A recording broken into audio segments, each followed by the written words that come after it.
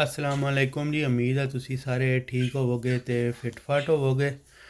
ते अज जिहड़ी ना गल करांगे असी सियासी तौर ते ना थोड़ी जी सियासत ते गल करांगे।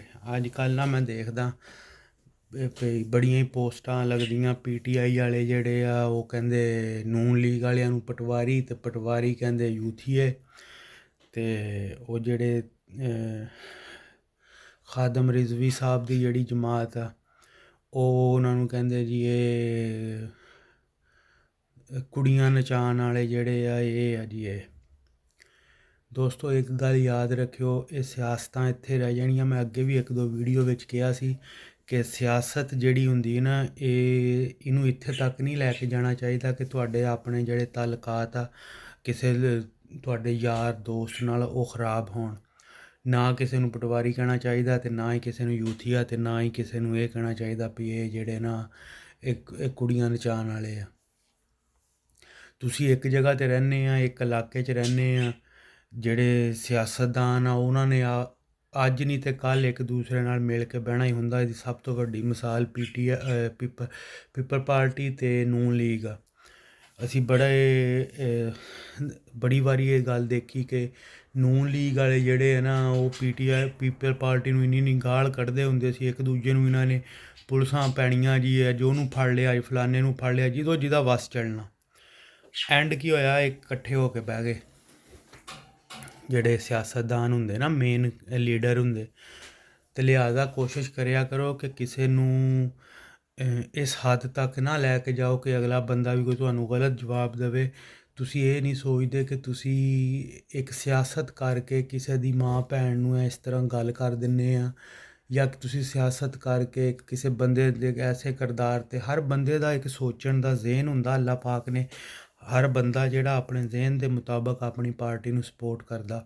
ਜੇ ਹੁਣ ਮੇਰਾ ਜ਼ਹਨ ਇਹ ਸਪੋਰਟ ਕਰਦਾ ਕਿ ਨੂਨ ਲੀਗ ਠੀਕ ਹੈ, ਇਹਦਾ ਇਹ ਮਤਲਬ ਨਹੀਂ ਹੈ ਕਿ ਮੈਂ ਪਟਵਾਰੀ ਹਾਂ।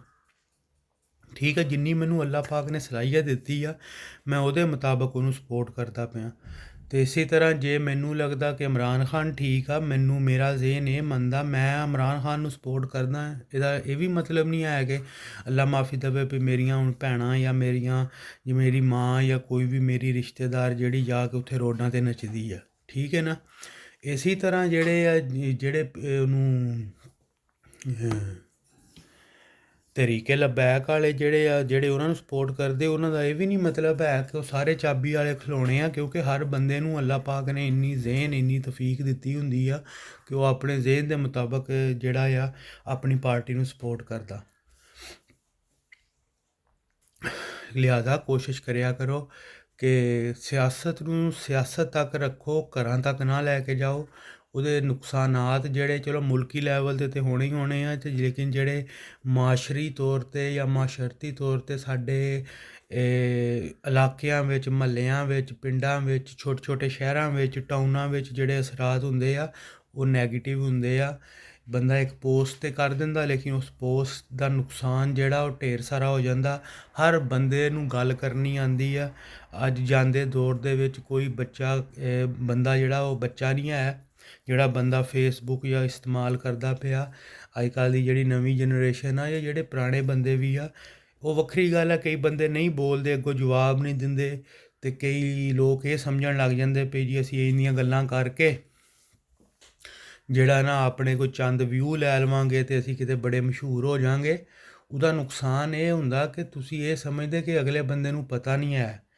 ਅਗਲਾ ਬੰਦਾ ਜਿਹੜਾ ਵਿਚਾਰਾ ਹੁੰਦਾ ਉਹ ਇਸ ਵਾਸਤੇ ਚੁੱਪ ਹੁੰਦਾ ਵੀ ਉਹ ਇਹਦੇ ਚਿੱਕੜ ਦੇ ਵਿੱਚ ਵੱਟਾ ਮਾਰਨਾ ਹੀ ਨਹੀਂ ਚਾਹੁੰਦਾ। ਠੀਕ ਹੈ ਨਾ। ਜਿਹੜਾ ਬੰਦਾ ਸੈਂਸੀਬਲ ਆ ਜਾਂ ਜਿਹੜਾ ਬੰਦਾ ਇਹਨਾਂ ਚੀਜ਼ਾਂ ਨੂੰ ਸੋਚਦਾ ਆ ਕਿ ਯਾਰ ਜੇ ਮੇਰੀ ਭੈਣ ਆ ਨਾ, ਅਤੇ ਉਹ ਨੂਨ ਲੀਗ ਵਾਲੇ ਦੀ ਵੀ ਭੈਣ ਜਿਹੜੀ ਆ ਉਹ ਵੀ ਮੇਰੀ ਭੈਣ ਆ। ਸਾਨੂੰ ਇਹਨਾਂ ਗੱਲਾਂ ਨੂੰ ਸੋਚਣਾ ਚਾਹੀਦਾ। ਸਿਆਸਤ ਨੂੰ ਇੰਨਾ ਦੂਰ ਨਾ ਲੈ ਕੇ ਜਾਓ ਕਿ ਕੱਲ੍ਹ ਨੂੰ ਤੁਸੀਂ ਇੱਕ ਦੂਸਰੇ ਨੂੰ ਜਦੋਂ ਗਲੇ ਮਿਲੋ ਅਤੇ ਤੁਹਾਡੇ ਜ਼ਹਨ ਦੇ ਵਿੱਚ ਇਹ ਗੱਲਾਂ ਆਉਣ। ਅੱਲਾਹ ਪਾਕ ਤੁਹਾਨੂੰ ਸਭ ਨੂੰ ਖੁਸ਼ ਰੱਖੇ ਅਤੇ ਕੋਸ਼ਿਸ਼ ਕਰਿਓ ਇਸ ਗੱਲ ਨੂੰ ਸੋਚਿਓ ਜ਼ਰੂਰ। ਅੱਲਾਹ ਹਾਫਿਜ਼।